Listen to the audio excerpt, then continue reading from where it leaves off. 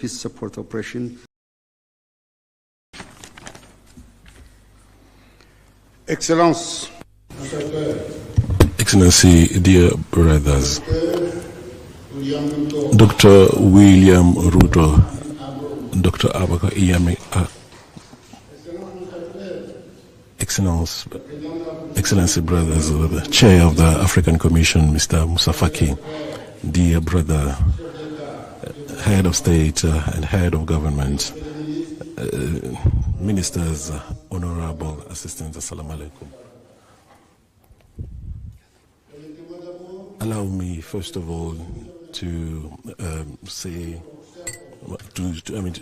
disseminate my sincere thanks to our brother, Dr. William Ruto, President of the Republic of Kenya, and also to his government and of the African, and also for the warm welcome that has been given to us by his people any time that we are coming in Kenya, especially this beautiful capital of Nairobi. I would like to thank our dear brother Moussa Faki Mahmoud, a chair of the African Commission, with His Excellency President Ruto, have taken these very pertinent initiative of this high-level meeting on institutional reform of African Union a couple of months before giving this duty to his successor. I would like to thank also sincerely our brother Paul Kagame, President of Republic of Rwanda, who led in a very efficient manner the process, the reform process of the African Union. I would like also to thank the initiative and these high-level retreat focusing on institutional reforms as well as structure of the African Union. I won't be too long because our two brothers, Moussa Faki and Ruto, have already said it all. However, I would like to highlight some changes that are ongoing, some that were also been organized and some didn't.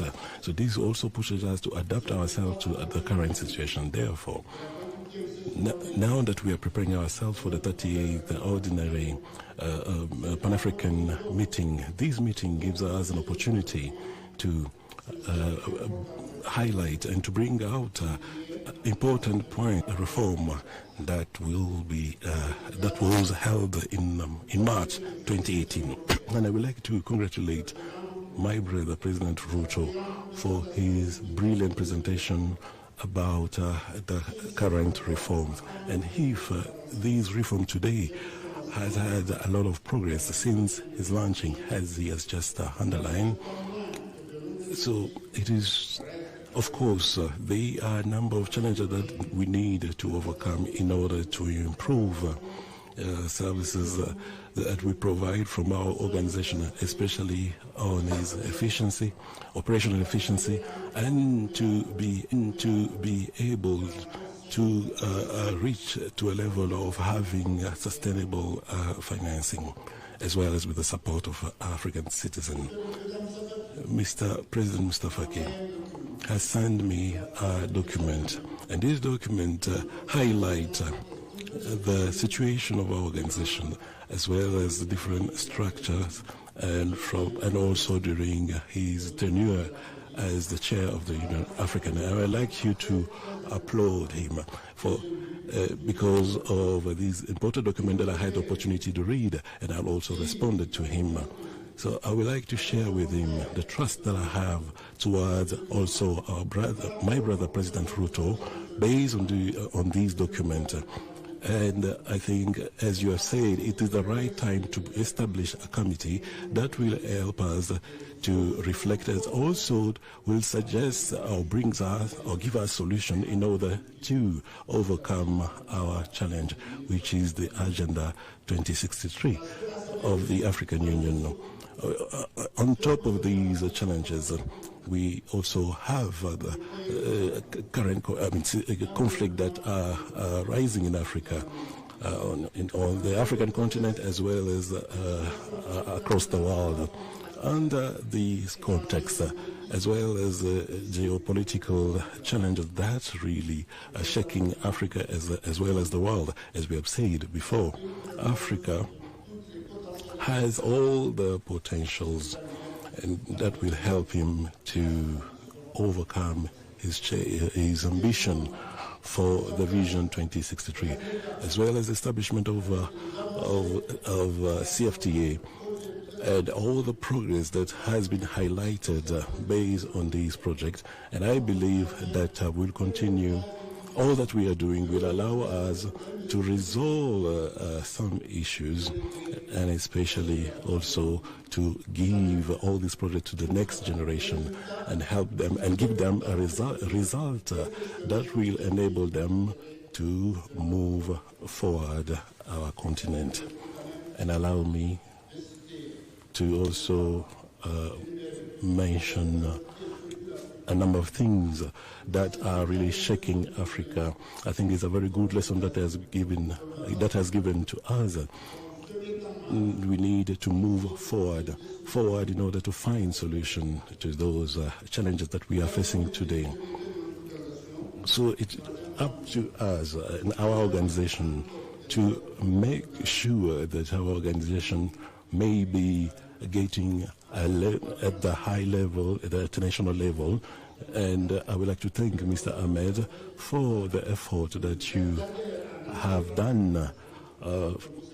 And I look forward for much better progress in the future. Thank you, Mr. President.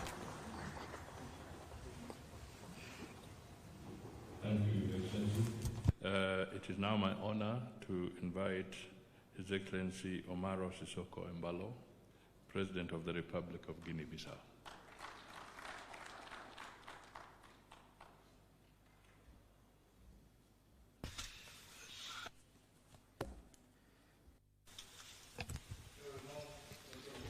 My brother, Dr. William Samuel Ruto, Champion of African Union, Your Excellencies, Member States, Vice President of Kenya, Mustafa Ki, President of African Commission, Ministers, Member States present here. I feel honored to participate in this retreat that is crucial for our continent. We are here in Nairobi under the leadership of President Samuel Ruto, and we are called to reflect on the institutional reforms of the African Union to better serve the aspirations of our people. Africa has a global context that has been changing, and the resilience of our institutions will determine if we will be able to cope with the challenges so that we are not limited by inefficiencies. The reforms that we are discussing today are not only processuals, but they represent the base to achieve the objectives that was defined on the Agenda 2063 for a prosperous Africa and globally influent. We salute the leadership of the President Paul Kagame, and now the chair is on the hands of President Ruto to conclude this critical agenda. And we have labor that has to be given to the member states that is fundamental to a coordinated union and efficiency. We need to rationalize the responsibilities, including political issues, peace, security, trade, and we are able to guarantee that African Union can work as an unified institution for results. Besides that, the restructuration of the African Union is fundamental to increase the accountability from the 57 entities. For the reforms, we were able to make significant progress, but we need to continue with our work so that we can report on February 27. Financial budget is essential for our activities.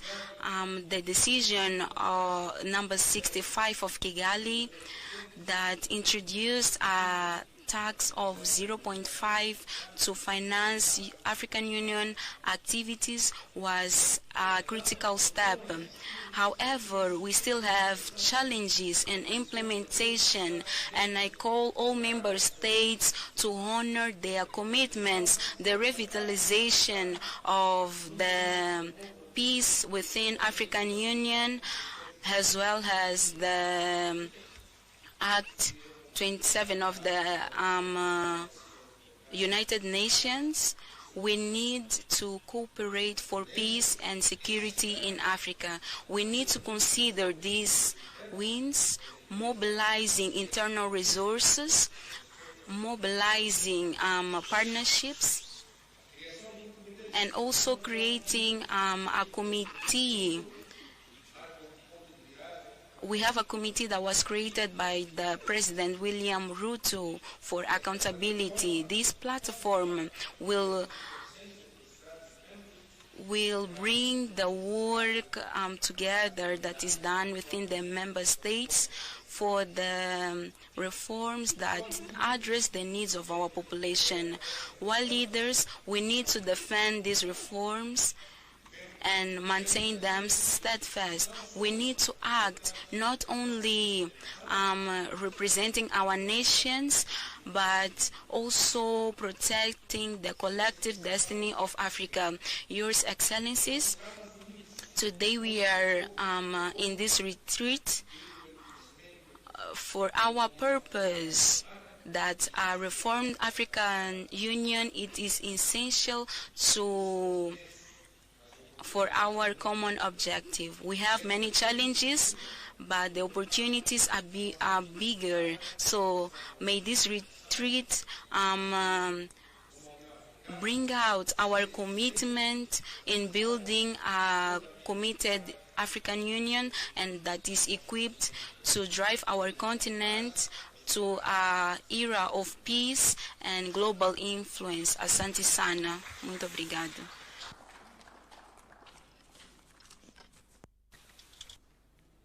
Thank you, Your Excellency. It is now my honor to invite His Excellency Taye Selassie, President of the Federal Democratic Republic of Ethiopia.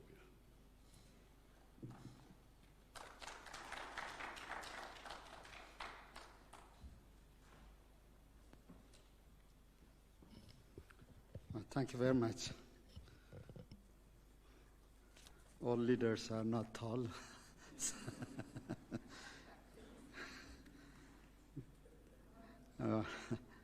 Your Excellency William Samoei Ruto, President of the Republic of Kenya and champion of the Africa Union institutional reforms, Excellencies, Heads of State and Government, Your Excellency Musa Faki Mohammed, Chairperson of the African Union Commission, distinguished ministers and delegates, and ladies and gentlemen. Allow me to express my sincere gratitude to the people and government of the Republic of Kenya for the warm and gracious hospitality extended to me and my delegation. And I would also like to extend a warm greetings from your friend, Prime Minister Abiy Ahmed, who couldn't be with us today due to an annual party congress that's taking place in Addis. I would also like to commend President Ruto for his exemplary leadership and steadfast commitment to advancing our collective goals, as well as for providing comprehensive update on the progress of the African Union institutional reform. We acknowledge with appreciation the invaluable contribution of the former champion of this reform, His Excellency President Paul Kagame, for laying a robust foundation upon which we can pursue our objective in building a strong institution. Excellencies, as we reflect on our reform journey, it is important to acknowledge the significant efforts we have made, particularly in structuring key African Union institutions. We have streamlined our summits, reformed our commissions, and rationalized the work of our key organs. Furthermore, streamlining our working methods is crucial for enhancing efficiency. Our commitment to ownership and accountability is evident in initiatives like the F-15 Finance Ministers Committee, the Revitalized Peace Fund exceeding, as mentioned earlier, $400 million demonstrates our collective resolve as well. Excellencies, while acknowledging the strides that we have made, we recognize that significant challenges remain in fully realizing the African Union's potentials. I wish, along this line, to emphasize on the following 5 key points. The first one is a question of inclusivity. This retreat provides a crucial framework for building consensus and engaging in meaningful discussion on the priorities of key reforms. While this platform undoubtedly provides significant impetus for AU reform, it will serve, Mr. President, as a foundation for a more robust and inclusive engagement with all member states, ensuring that their valuable contributions are effectively incorporated into the reform process. Second, probably a question that is pretty much dear to us is a question of financial sovereignty. The new global geopolitical and economic landscape and the weakening of multilateralism underscores the urgent necessity of the African Union reform agenda. Self-sufficiency, not merely in innovative financing mechanisms, but also in cultivating an enabling environment across diverse sectors, is imperative. Excellencies, recommitment is insufficient. We must treat this reform as a matter of the survival of this very institution. On a personal note, the recent inauguration of Ethiopia's restored National Palace, standing in front of the African Hall, serves as a touching reminder of the immense time, dedication, and visionary thinking invested by our forefathers in establishing the African Union, the first continental organization. Jomo Kenyatta, Kwame Nkrumah, Haile Selassie, Secretary Gamal Abdel Nasser, and many more. Endeavor was a Herculean task, and our reform agenda, if not more demanding, is certainly no less daunting. Our union can stand on its feet only if we can meet the goals we set to cover 75% of our program budget and 25% of peace support mission. In this connection, we have to advance creative financing, including by encouraging private investment from our continent.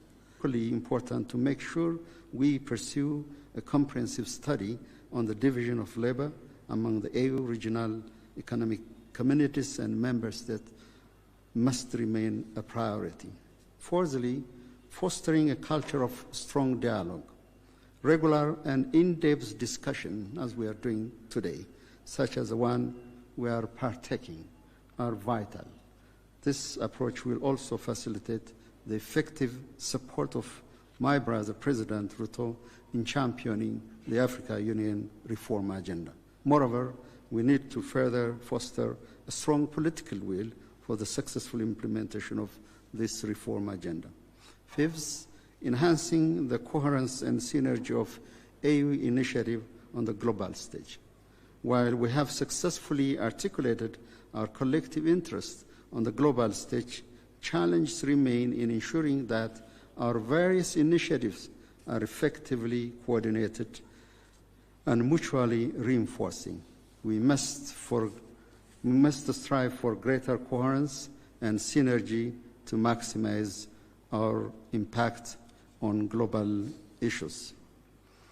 At this particular moment, I would like to welcome the progress made in securing predictable and sustainable financing for AU-led peace support operation through UN-assessed contribution through the adoption of United Nations Security Council Resolution 2719/2023.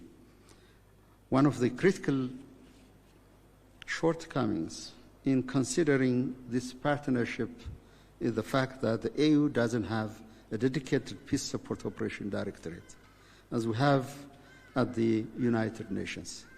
Therefore, it is critically urgent and important that we have to put in place a structure that reflects the UN Security Council resolution, particularly the peace support operation. In conclusion, a robust and concerted effort from all stakeholders to achieve tangible outcomes through the effective implementation of the reform agenda is imperative. The success of this endeavor hinges upon our collective political will. Let us therefore work together to ensure that the African Union emerges as a stronger, more unified, well-equipped, effective institution to address the challenges of the 21st century. I reaffirm Ethiopia's full support to Your Excellency, President Ruto. I have heard your deep introspection, your thoughts, and forward-looking proposals, and I assure you that you have our full support, and I wish you a successful implementation of the African institutional reform agenda. Asante sana, I thank you.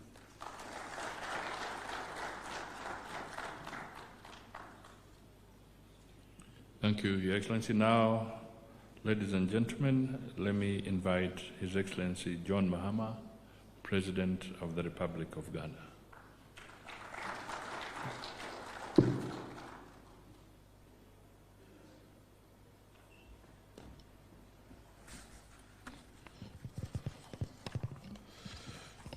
Thank you very much, Your Excellency William Ruto, Your Excellencies, heads of state and government here present, Your Excellency, Chairperson of the African Union Commission, Honorable Ministers of State here present, distinguished delegates, ladies and gentlemen. It gives me great pleasure and honor to join you on this august occasion where we gather to interrogate a very important issue, such as the journey of the African Union towards the attainment of its revised objective, the Agenda 2063, having attained the initial aim of our founding fathers, which is liberation from colonial rule. Before I proceed, allow me to extend my heartfelt appreciation to my dear brother William, His Excellency William Ruto, for the invitation, as well as the warm and cordial reception that has been accorded us since our arrival in this second home of ours, the beautiful city of Nairobi, a land that embodies the spirit of Africa's resilience and innovation. And I thank the organizers for convening this crucial retreat at such a pivotal time in the journey of our dear African Union. President Ruto, my heart has indeed been gladdened by your honoring my invitation and visiting Accra on the 7th January during my investiture ceremony. Your presence was an expression of the deep friendship between our good selves and our good nations. It underscored the strong, long-standing bond of friendship that has so happily existed between Ghana and Kenya, and I look forward to working closely with you to deepen these relationships for the mutual benefit of our two peoples. Your Excellencies, today we gather not just as leaders, but as stewards of a vision of an Africa that is united, self-reliant, and prosperous. This vision was first articulated by the founders of the Organization of African Unity and later advanced by the establishment of the African Union, and it remains our guiding light and principle. Yet as we stand at the crossroads of opportunity and challenge, we must critically reflect on our progress and recalibrate our strategies to meet the evolving needs of our continent. The reform agenda of the African Union is a bold and necessary initiative aimed at transforming our continental body into a more efficient, financially independent, and effective institution. The African Union, as our collective institution, has achieved remarkable milestones in its journey, and that is from spearheading the African Continental Free Trade Area to advancing peace and security through initiatives such as the African Union Mission in Somalia, AMISOM, and the African Peace and Security Architecture, APSA. The AU has demonstrated its potential as a unifying force. However, the challenges we face today demand more than just incremental progress. They require some bold and transformative reforms. Our continent faces a unique set of challenges: youth unemployment, food insecurity, climate change, governance deficits, and conflicts in many regions. At the same time, we're witnessing global shifts that necessitate a reimagining of Africa's place in the world. The African Union must evolve to become more agile, efficient, and impactful in addressing these new challenges. The AU must streamline its decision-making processes to ensure that they are timely and results-oriented. Bureaucratic inefficiencies undermine the confidence of our citizens and international partners, and overlapping mandates which hinder effective decision-making. By streamlining the AU commissions, clarifying roles, and eliminating redundancies, we can establish a more agile organization that is better equipped to address the evolving needs of our continent. Efficiency must be the guiding principle in how we conduct our affairs, ensuring that our policies and programs translate into real change for our people. We must adopt mechanisms that prioritize accountability, transparency, and value for money, ensuring that every resource is maximized for the benefit of the African people. Your Excellencies, one of the fundamental pillars of reform is AU's financial autonomy. The over-reliance on external partners for funding compromises the organization's independence and ability to set its own agenda. The implementation of the Kigali decision on financing the Union must be expedited. A self-reliant African Union is not just a vision we have, it is an imperative to achieve. Your Excellencies, without peace there can be no development. The AU must strengthen its capacity to prevent, mediate, and resolve conflicts. This includes adequately resourcing the African Standby Force and leveraging partnerships to address emergency threats such as terrorism, cybercrime, and climate-induced displacements. Indeed, this is very important for us, especially in West Africa, considering the challenge we face from terrorism. Africa's future lies in its youth. Over 60% of our population is under the age of 25, and yet their voices are largely absent in policymaking. We must institutionalize frameworks that empower our young people and our women to lead at all levels of governance.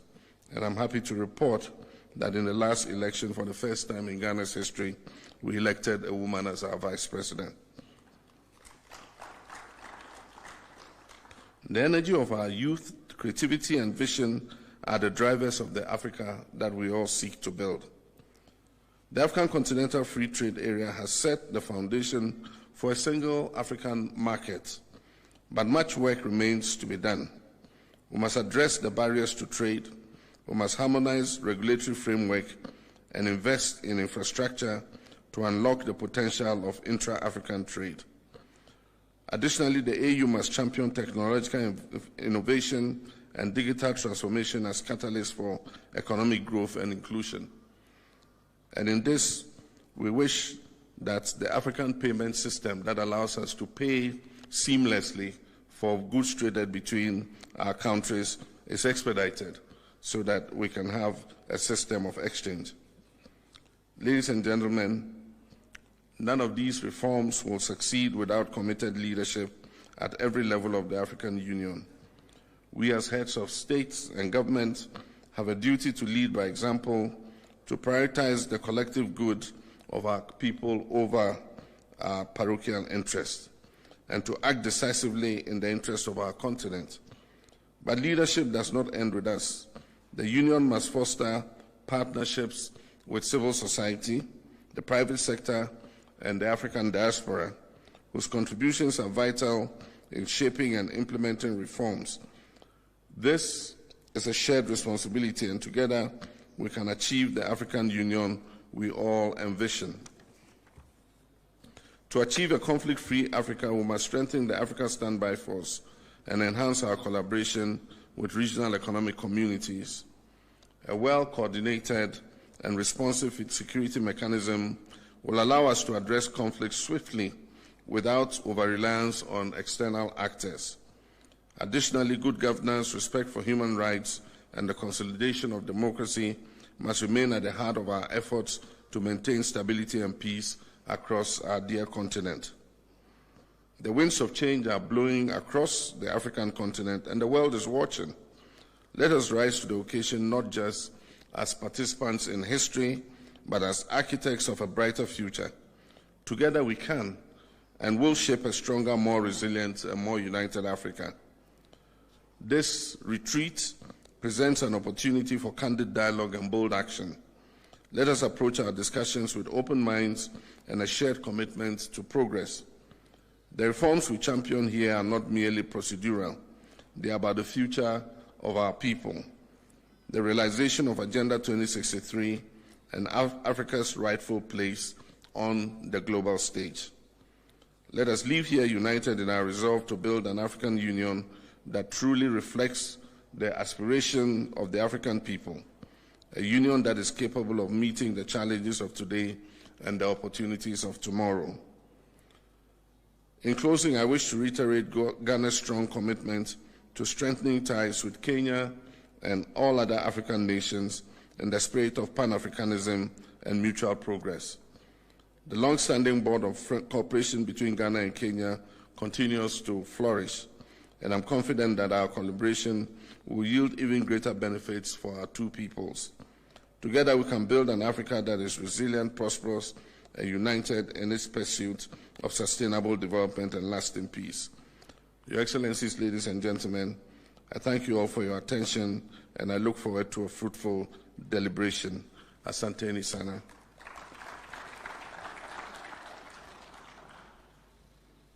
Thank you, Your Excellency. Your Excellencies, ladies and gentlemen, that marks the end of the opening session of the retreat. We shall now transit to the closed session, and my colleagues from Rwanda and Tunisia will make their statements at the closed session. So you will be guided by protocol, and those who will not be in the closed session, you'll also be guided as the closed session begins. Thank you, and let's proceed.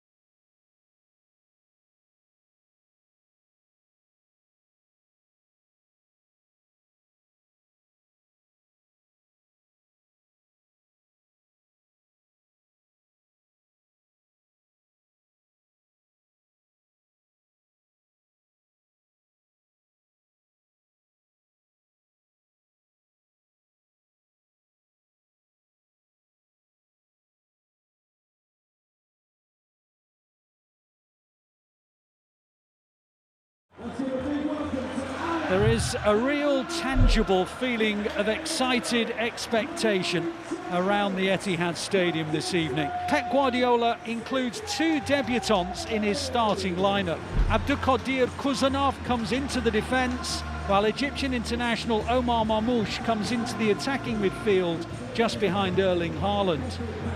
Well, before proceedings get underway, there is going to be a period of applause as we reflect on 3 greats of the past: Tony Book, Bobby Kennedy and Dennis Law.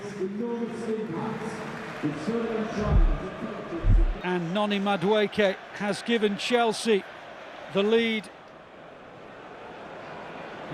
It's sensational. It's what we predicted before, Ali. You spoke about it. Could it be 4-4? Could it be 4-2? But that opportunity there, I mean, I'm... But smacked it over the bar. Great composure. It's brilliant, isn't it, from Gvardiol?